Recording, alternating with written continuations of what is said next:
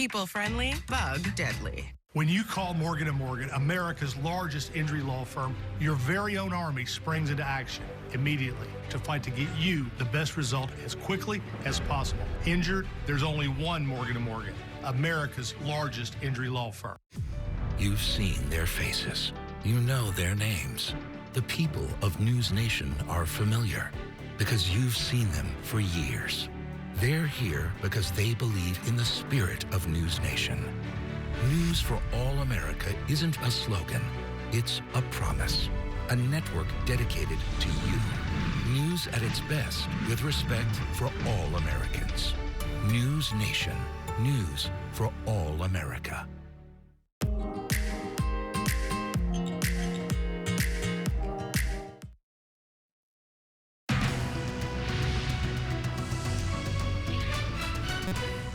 Now at 4, Vice President Kamala Harris hits the campaign trail as the party's front runner for the presidential nomination as President Biden makes his first comments about dropping out of the race.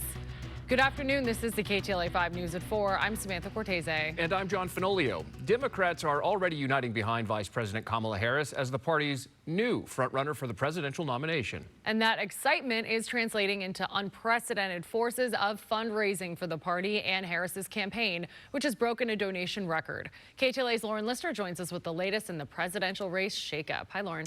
Hi, Sam. Hi, John. Harris's campaign says it's raised more than $81 million in 24 hours, making it the largest one-day fundraising haul so far in the 2024 presidential race. She just rallied staff at President Biden's campaign headquarters in Delaware, which are now hers. And he called in, speaking publicly for the first time since making his announcement to drop out of the race.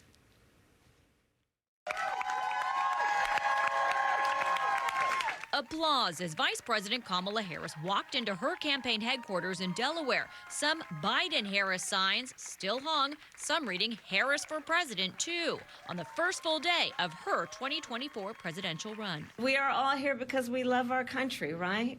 And we believe in our foundational principles. And President Biden calling in. What we have done has been incredible, and we get so much more we're going to get done. Earlier at a White House event for athletes, Harris taking a moment to praise President Biden, speaking publicly for the first time since he endorsed her as the Democratic nominee after dropping out of the race. Joe Biden's legacy of accomplishment over the past 3 years is unmatched in modern history. The president putting out the stunning news on social media Sunday, stating, while it has been my intention to seek re-election, I believe it is in the best interest of my party and the country for me to stand down and focus solely on fulfilling my duties as president for the remainder of my term. In a subsequent post, he threw his support behind his VP, but it doesn't end there. President Biden doesn't get to wave a magic wand and say it's going to be Kamala Harris.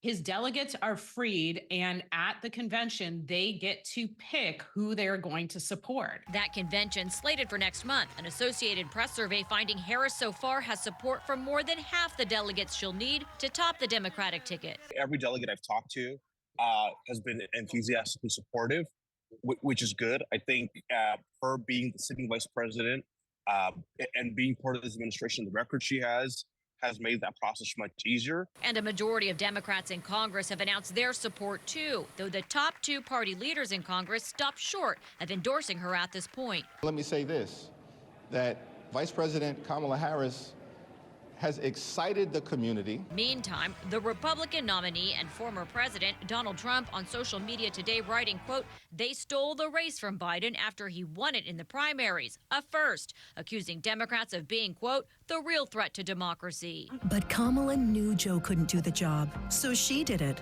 And Trump's supporters wasting no time. This Harris attack ad released just an hour after Biden dropped out of the race. And GOP VP nominee J.D. Vance also attacking Harris at his first solo campaign stop today. President Biden, for his part, is still recovering from COVID at his beach house in Delaware following his stunning reversal on running for re-election. He has said he will address the nation later this week. Sam? Lauren, thank you. Endorsements for Vice President Harris are pouring in from California lawmakers following President Biden's historic announcement as the Democratic Party tries to unify behind the new candidate. It's also great for California. the former California Attorney General, former senator for the state of California, now vice president, to be in the White House. It's going to be good for our state and good for our priorities. In a state full of progressive political heavyweights, endorsements are rolling in for Vice President Kamala Harris to become the next Democratic presidential nominee. Senator Alex Padilla replaced Harris in the U.S. Senate when she became vice president. We caught up with him today. The same values and momentum that brought so much progress and accomplishments during the last 2.5 years will only continue when we elect Kamala Harris as the next president of the United States. Fellow San Francisco liberal Governor Gavin Newsom quickly voiced support for Harris, calling her tough, fearless, tenacious. California Senate candidate and Burbank Congressman Adam Schiff called for President Biden to drop out of the race, now saying he put his country first by doing so, allowing someone else to carry the torch. I have every confidence that she could beat Donald Trump, and I'm very excited about how quickly people are coming together to support her candidacy. It took about 24 hours, but former Speaker Nancy Pelosi also released a statement of support, posting this, saying she has immense pride in endorsing Vice President Harris. So what about that all-California ticket, Harris-Newsom? Not likely. The 12th Amendment says at least one candidate cannot be from the state from which that vote is cast. So if Harris chose Newsom as her VP running mate, they would likely lose California's 54 electoral votes. That is, unless one of them moved their residency. Stay with KTLA 5 for continuing coverage of the presidential race after President Biden's withdrawal. We'll have more reaction from the Republican Party coming up at 4:30. For the latest anytime, go to KTLA.com or download that free KTLA 5 News app. Airports nationwide are still dealing with the aftermath of the global CrowdStrike IT outage. We still have long lines and frustrated passengers Monday at LAX. Airlines like Delta are still trying to recover from the worldwide computer crash. Some passengers say they were stuck for hours on Friday, rebooking flights only to have their new flights, well, totally canceled. And now they're dealing with long lines and hours-long wait times while seeking answers and refunds. Delta says the outage affected its crew tracking system, leading to the lingering operational issues. At least 3 homes have been destroyed, several others damaged as firefighters battle wildfires in Riverside County. There are also concerns burning embers could spark another fire. KTLA's Shelby Nelson is live in Riverside with the latest details. Hi, Shelby. Hi there. Yes, specifically talking about the Hawarden fire here in Riverside, which broke out yesterday. It was fast and destructive. Witnesses even reporting seeing firework activity in the area, which investigators are looking into right now, a cause for that fire. But if you take a look right behind us, you can see a portion of this field which burned yesterday. Charred remains of just all that brush out there, and really what's left is debris. But what's the problem about this area, it comes extremely close to several homes, and we saw the damage that the Hawarden fire did within a day's time.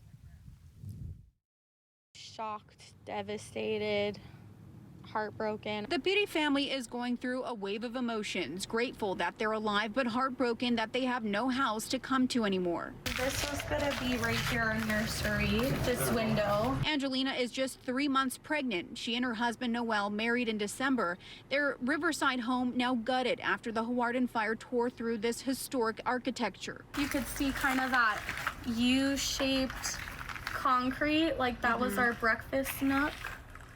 And our kitchen right there.